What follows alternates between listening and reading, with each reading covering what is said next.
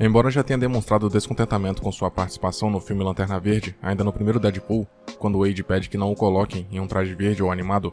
Ryan Reynolds de fato exorcizou seus demônios na continuação, onde além de exterminar a polêmica versão do mercenário em X-Men Origins Wolverine, o Deadpool ainda matou seu próprio intérprete, antes que o mesmo pudesse aceitar o papel do herói Esmeralda. Redimindo sua carreira e passado de azarão em adaptações de HQs para a referência no subgênero, o ator não hesita em criticar tanto o resultado da obra quanto os problemas em sua produção, em especial no que se refere ao seu enredo. Da mesma forma, público e crítica rejeitaram com ferocidade o filme lançado em 2011, se tornando mais um caso de obra que todos amam odiar. Não à toa, além das baixas avaliações em sites agregadores de nota, como o Rotten Tomatoes e o Metacritic, o filme do Lanterna Verde foi uma das maiores bombas comerciais da década passada, arrecadando mundialmente quase 220 milhões de dólares, para um orçamento astronômico de 200 milhões, gerando grande prejuízo para a Warner. Devido a isso, além de sua sequência ter sido cancelada, o filme é constantemente alocado em listas de piores adaptações de super-heróis dos quadrinhos de todos os tempos, sendo comparado a outros títulos como Demolidor, de 2003, Elektra e Superman 3. No entanto, assim como acontece com várias obras que são recebidas com hostilidade em seu lançamento, o filme foi sendo revisitado com o passar dos anos e circunstâncias inusitadas foram notadas. A começar pela pesquisa levantada pelo podcast americano Lights Camera Pod, onde foi apontado que Lanterna Verde foi o filme mais assistido pelo público durante o período de quarentena em 2020. Além disso, o próprio Ryan Reynolds o assistiu em live transmitida pelo Twitter, tendo admitido que nunca tinha o visto desde então e que não era tão ruim quanto ele esperava. Sendo então a qualidade do filme ou falta dela colocada em xeque, fica o questionamento: o que aconteceu para a obra ter dado tão errado? Trazendo para as telonas a história do segundo Lanterna Verde, surgida em sua era de prata nos quadrinhos, a trama do filme é protagonizada por Hal Jordan, um piloto de aeronaves habilidoso e arrogante, que ainda é atormentado pela morte de seu pai, vítima de um acidente durante um teste de voo, e presenciado pelo seu filho ainda na infância. Sua vida muda completamente quando é escolhido pelo Anel de Poder de Abin-Sur, outrora um dos maiores membros da Tropa dos Lanternas Verdes, que consistem em uma força policial galáctica capaz de utilizar o poder da vontade, uma energia esverdeada poderosíssima que energiza seus anéis de poder para assim garantirem a paz e segurança na galáxia.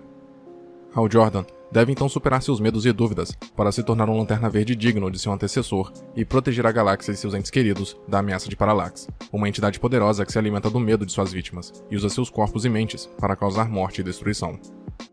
A criatura usa como receptáculo o corpo de Hector Hammond, um cientista fracassado e amigo de infância de Hal, que disputava com este a atenção de Carol, que sempre se sentiu menosprezado, e vendo os poderes concedidos pelo domínio de Parallax, uma maneira de se vingar de todos que não reconheceram seu valor. Semelhante ao que aconteceu no filme do Homem Sem Medo da Marvel, o primeiro ato é bastante funcional. Temos a apresentação do protagonista e seu passado, os dilemas morais que moldaram sua personalidade e as habilidades que viriam a ser reconhecidas, para assim dar início à sua jornada de redenção e autoconhecimento. Falando no personagem central, Hal Jordan tem uma representação mais bem-humorada, mas ainda adequada à essência do personagem, sendo contribuído pelo carisma e presença de Ryan Reynolds, que mesmo estando bem mais contido do que na sua interpretação de Deadpool, ainda traz sua veia cômica, conseguindo conquistar a empatia do público. Além dele, temos mais membros do elenco que se destacam, como Blake Lively, vivendo Carol Ferris, que mais do que interesse amoroso para o herói, é uma personagem que auxilia na construção do compasso moral e superação de seus medos, e a química entre o casal é convincente, o que inclusive acabou se concretizando na vida real.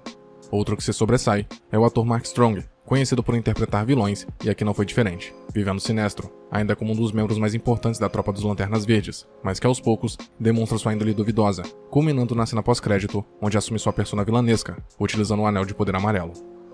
O filme ainda conta com outros grandes nomes como Taika Waititi, Tim Robbins, Peter Sarsgaard, Geoffrey Rush e Michael Clarke Duncan, infelizmente em sua maioria interpretando personagens caricatos e sem desenvolvimento. Alguns deles são criados totalmente por CGI, inclusive o vilão Parallax, sendo aqui onde os problemas do filme são potencializados. Semelhante ao que aconteceu em Star Wars Episódio 2, Ataque dos Clones, o longa explora exageradamente os visuais concebidos através de CGI, gerando uma sensação incômoda no espectador, devido à artificialidade das ambientações, dos elementos do cenário e dos personagens, gerando um contraste que extrapola os limites da suspensão de descrença, e por consequência, comprometendo a credibilidade para com o público na construção daquele universo. Mas nenhuma opção foi mais polêmica do que o conceito para o figurino. Apesar de manter a fidelidade em relação ao design das roupas da Tropa dos Lanternas Verdes, tudo é criado, do uniforme à máscara, por computação gráfica, com cores extravagantes e que drasticamente destoam da ambientação, tornando a caracterização do Lanterna Verde nada convincente, para não dizer ridícula. Tais problemas acabam recaindo na direção, que foi realizada por ninguém menos do que Martin Campbell, responsável pelo reboot do Zorro nos cinemas com Antônio Bandeiras. bem como das duas renovações mais recentes na franquia 007, primeiro com a estreia de Pierce Brosnan como James Bond em GoldenEye e em seguida com Daniel Craig em Cassino Royale, ambos muito bem sucedidos.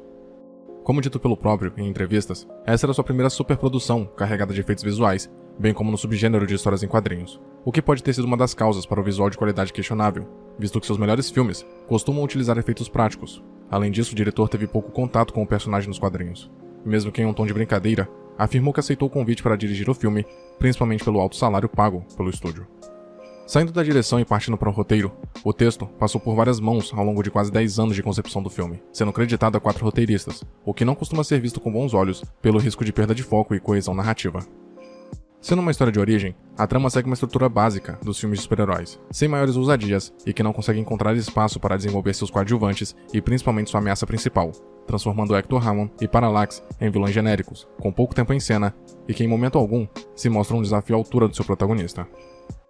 O filme do Lanterna Verde alterna entre elementos que podem ser aproveitados, mas, para cada um deles, há um contraponto que prejudica a experiência, que ao final se mostra medíocre em face da importância do Lanterna Verde para os fãs de quadrinhos. Não se nega o talento dos envolvidos, tanto em frente quanto atrás das câmeras, mas a ausência de mentes que de fato respeitassem seu material fonte, e não apenas os potenciais lucros de uma produção deste porte, acabou girando uma obra muito aquém do que poderia e deveria ter sido. Consoante a isso, quando questionado a respeito do fracasso do filme, Reynolds afirmou que, diferente de Deadpool, que sabia o que queria e tinha um foco, Lanterna Verde era uma obra sem identidade e propósito, pois Hollywood tinha uma prática corriqueira de lançar um pôster e divulgar a data de lançamento, e só depois se preocupar com o roteiro. Ou seja, a prioridade era investir no marketing da obra e não em sua substância.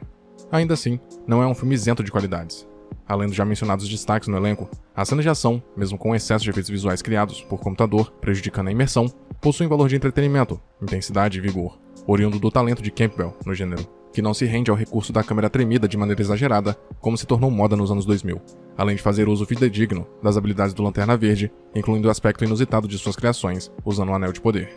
Sendo assim, mesmo que com diversas ressalvas, é possível encontrar diversão aqui, o que pode ter sido o motivo do longa ter sido amplamente revisto nesses tempos de isolamento social, bem como o tempo pode ter lhe feito bem, agora que o público deixou a expectativa dar espaço para a curiosidade. Em contrapartida, Lanterna Verde, de 2011, também foi um filme que desperdiçou seu potencial pela falta de foco e de paixão das principais mentes envolvidas no projeto, apostando em uma campanha de marketing intensa e em efeitos visuais proeminentes, em detrimento de um enredo mais conciso e com a dimensão necessária para adaptar um dos super-heróis mais famosos da DC Comics.